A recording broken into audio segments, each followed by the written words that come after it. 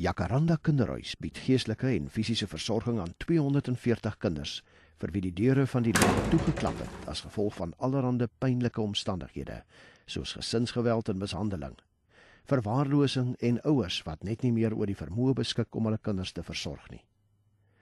Agter geslote deure, waar gefluister en gedreig word, word diep onsêbare letsels agtergelaat. Daar verdwaal kinders in die kamers van hulle menswees. Binne die alternatiewe versorging wat Jacaranda Kinderhuis bied, swaai die deure van nuwe geleenthede oop. In elk van die 19 huise leef 13 kinders onder die sagte oë van 'n huisouer en word 'n nuwe tuiste geskep as 'n anker in 'n wêreld wat verwar. Binne hierdie veilige ruimte kan die waarom en hoekom vrae gevra word. 'n Hele span professionele persone is oorgehaal om persoonlike groei te fasiliteer, akademiese vorming te monitor en geestelike ontwaking te begelei. Pastorale ondersteuning kommunikeer en demonstreer die liefde van Jesus Christus.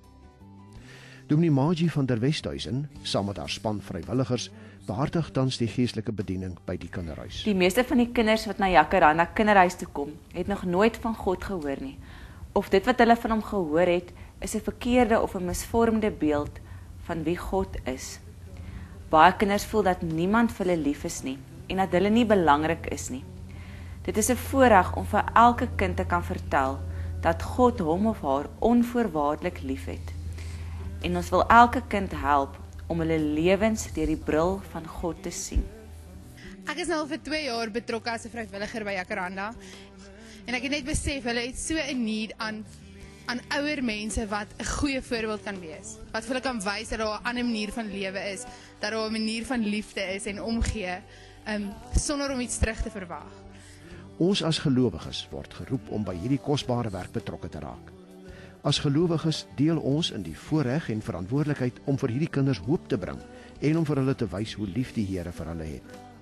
Elke kind kan gehelp word om sy of haar doel in Christus te ontdek en nuwe krag te kry vir die lewe. Om al die kinders weekliks te bereik, word geestelike aktiwiteite in groepsverband aangebied. Dit is onder andere hier waar die kinders geestelik groei en oorborrel van dit wat in hulle harte leef. Op die einde van die dag het dit vir my soveel beteken terwyl ek in die kinderhuis was, om die Here in my hart te hê en terwyl hy my elke stap saam met my was. Ek het katekese toe gekom om meer te leer van die Here en dit het my eintlik gehelp om my toekoms te beplan vir volgende jaar. Ek dink katekese help ons regtig deur ons geloof en vertel ons meer van Jesus en dit is baie lekker om hier by die katekese te wees. Om nie lelik te wees met ander mense nie, om respek te hê van groot mense. En dit is lekker om van Jesus te leer. Ek is baie lief vir Jesus en elke aand as ek bid, dan sê ek vir mense in die hemel moet hy groete stuur. En katekese beteken vir my alles, want Magie doen moeite om vir ons te kom leer van die Here. Al is ons in die kinderhuis, doen nog steeds moeite om vir ons te kom vertel van die Here. Ek het baie gesukkel. Toe begin ek na die katekese toe te kom en alles, toe begin my lewe net reg te loop.